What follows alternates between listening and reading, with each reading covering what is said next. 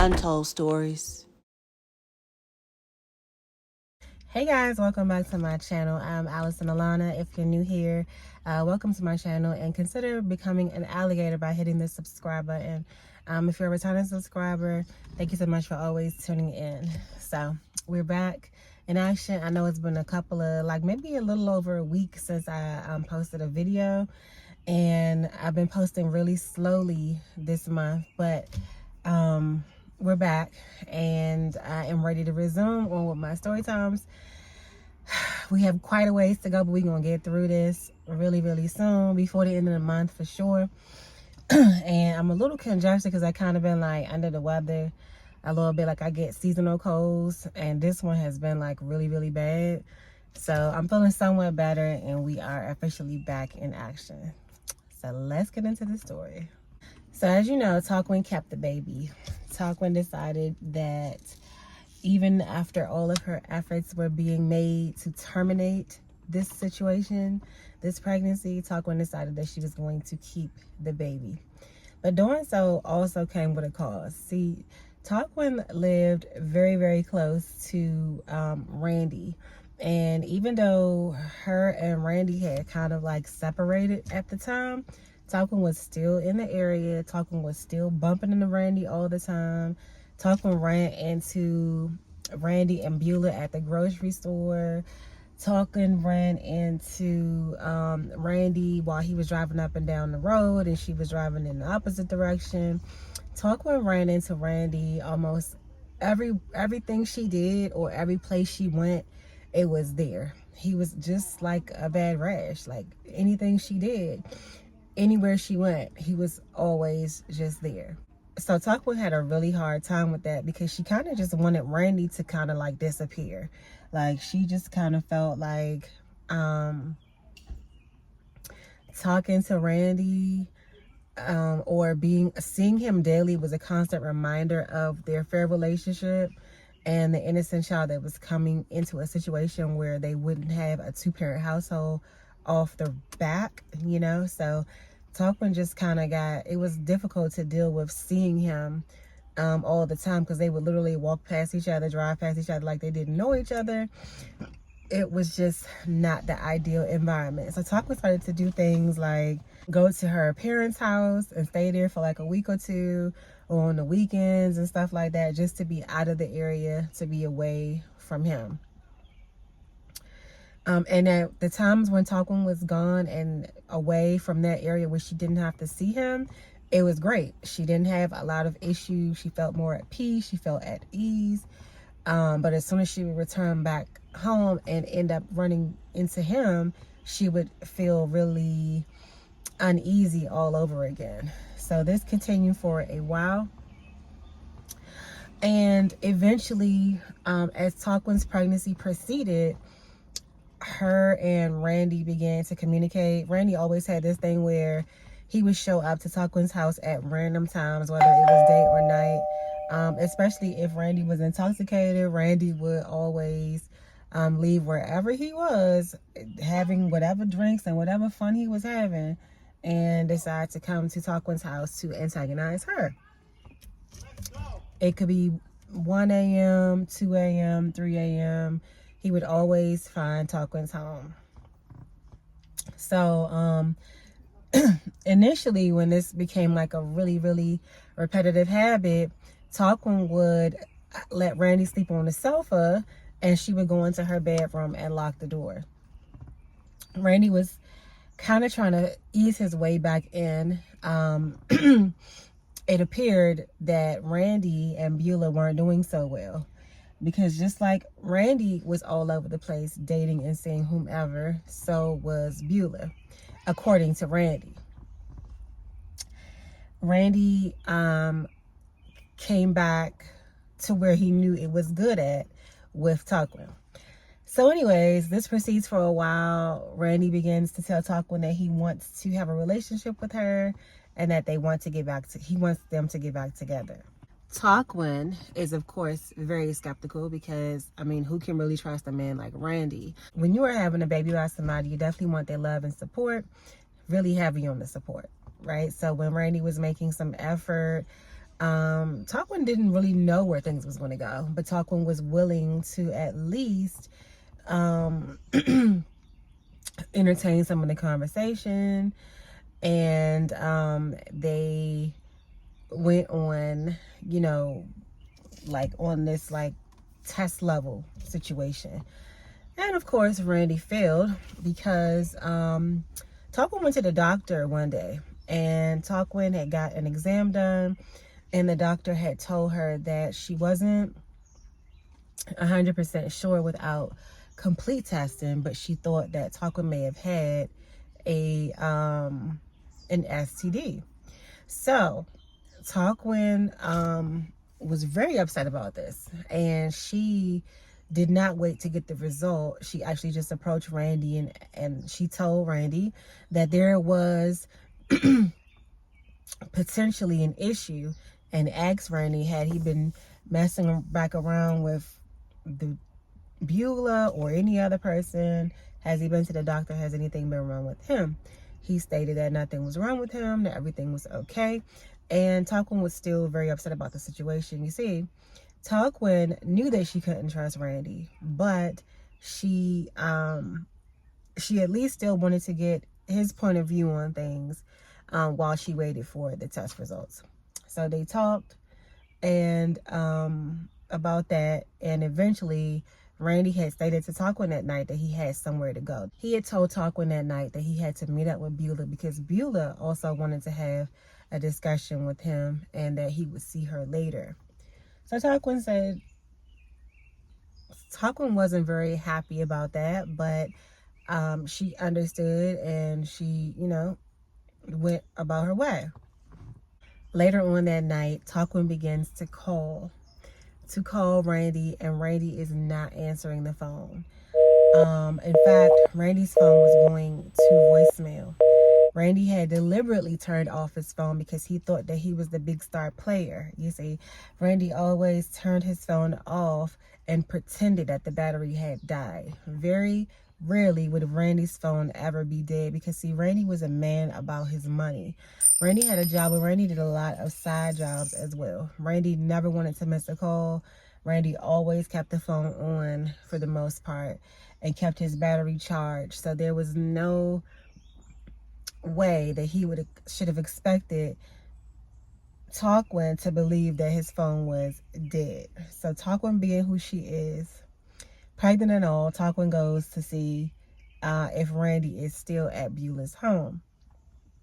Talkwin goes to Beulah's home, and now it's like after midnight, and Randy's car is parked in front of Talkwin's home. I'm sorry, Randy's car is parked in front of Beulah's home, and the lights are off in the home, and it just looked as if they were all cuddled up and gone to bed because there were no lights on in the home, and Randy was there. His vehicle was there. He was there. Talkwin even went into Randy's vehicle and saw that he had left the phone in the vehicle. So he was making sure that Beulah would not have any access to his phone, as well as that the phone was turned off and outside. So Talkwin is pissed at this moment. Talkwin is like, oh, heck no. So I'm in the air waiting on test results to come back off of something that he could potentially have did. And this man is up over here laying up with Beulah, when it could have been Beulah that even put me in this situation along with his dirty behind. Oh no. Talkwin runs in her vehicle. Talkwin grabs her butcher knife, and right into Randy's tire the butcher knife went. Talkwin circled that truck. Talkwin aired that car out. Talkwin left Randy with one tire. And after Talkwin was done that, the sounds of the tire was so loud. Randy should have been coming outside. That's how loud it was, because Talkwin just did one big stab. Psh, said the tire. But it was way louder than that. It was massively loud. So then Talkwin goes into her vehicle, and she has this big extension cord like this wide, but it's like the metal kind where you could plug in your several different things in it. So she has this big metal thing, and she takes that piece and she hits that windshield and hits that windshield and hits that windshield. Boom, boom. And then guess what? Now Randy's windshield is busted. Talkwin, being who she is, Talkwin walks away with a lovely smile on her pretty little face. La da dee dee da da, la da dee da da, la da dee dee da da da, da da dee dee da, la da dee dee da da da, la da dee dee da. And she scattered away. She got in her car, she pulled off, and she scattered out the road. She walked into her home, happy, at peace, feeling relieved, feeling refreshed, almost as if she just left the spa after getting a nice massage. Her older child was sitting on the sofa, and then she scattered, la-da-dee-da-da, la-da-dee-da. Her child knew her so well. "Mom, what did you do?" said Talkwin's child. "Oh, nothing, my dear," said Talkwin, and she scattered off to her bedroom. La-da-dee-dee-da-da-da, la-da-dee-dee-da-da, la-da-dee-dee-da, la-da-da-dee-da-da. And Talkwin lay down and had the best sleep she'd ever had. You see, this hadn't been the first time that Talkwin attempted to bust out Randy's windows. You see, initially when the whole baby talk came along and Randy began to distance himself and decide that he all of a sudden wanted to be back with his daughter's mother, Talkwin went over to talk to him about what they were going to do. Talkwin didn't know what the plan was going to be. Talkwin didn't really know, even though Randy had rejoiced on the initial part of being made aware of this baby. Randy started to act very, very distant and weird. So Randy's friends were outside. Randy decides that he wants to show off and tell Talkwin that he don't want to talk right now. He's busy. He's doing this. He's doing that. He just tried to be really dismissive to Talkwin. And of course, Talkwin, my dear Talkwin, just doesn't play well when you're playing dirty or being disrespectful or dismissive. Once you get Talkwin in a situation, you better have a really good resolution for Talkwin. So because Randy did not, Talkwin proceeded to take out her square box again of where you could plug in different appliances, about 5 appliances. And I believe it's called a surge box, maybe. And that is when Talkwin began to work on his vehicle again. This time she worked on his Cadillac that he owned. It was an older style Cadillac. So the windows were hard. And Talkwin was putting up some effort, but those bad boys would not break. However, Talkwin did manage to break off his rain covers. You see that by the side of the window, there were these like rain hoods, thingamajigs across the line of the window. And Talkwin damaged them all. So if he had left the window cracked, even just the slightest rain would now come in his car. Initially, Talkwin had wanted to slam this on Randy's face, but Randy took off running. So the next best thing was his beautiful prized possession of a Cadillac. When Randy saw that Talkwin had been working actively on his vehicle, he proceeded to stop playing games. Randy knew that it was time to surrender. And so Randy walked over to Talkwin. And he got in the car with Talkwin and went to take the drive to have the discussion that Talkwin wanted. So Randy was used to this, but he hadn't seen this type of damage that Talkwin had managed to do on his beautiful truck on the night while he spent with Beulah. The next morning, Talkwin woke up. She didn't hear from Randy all day. She didn't call Randy, nor did she hear from Randy all day. So it was kind of raising a suspicion to Talkwin. Like, did Randy know that she had did it? Did he watch her from the window the entire time?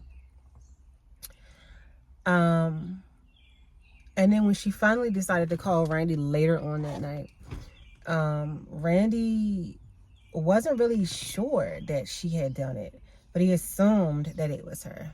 And Talkwin owned all of her doing, so she gladly admitted that she did it. And then she even asked Randy to give her money to do things for the baby. And Randy declined, stating that he had to get his window and tires repaired, so he wouldn't be giving her anything. Talkwin didn't care. She told him that she needed money regardless, and that became a back and forth thing that didn't end well. A couple days goes by, and Talkwin calls the doctor to find out the results of her test, and the test was negative. So Talkwin did not have to repeat her actions on top of Randy's head this time. However, they did speak about it. Talkwin did continue to talk to Randy here and there because Randy was very upset.